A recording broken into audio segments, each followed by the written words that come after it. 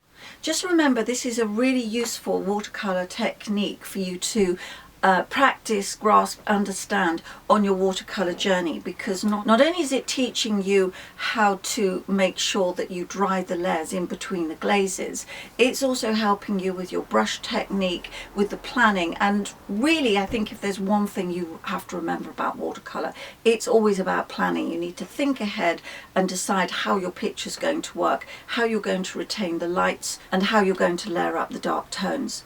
Have fun with this one. Please like and subscribe, and I'll see you next time.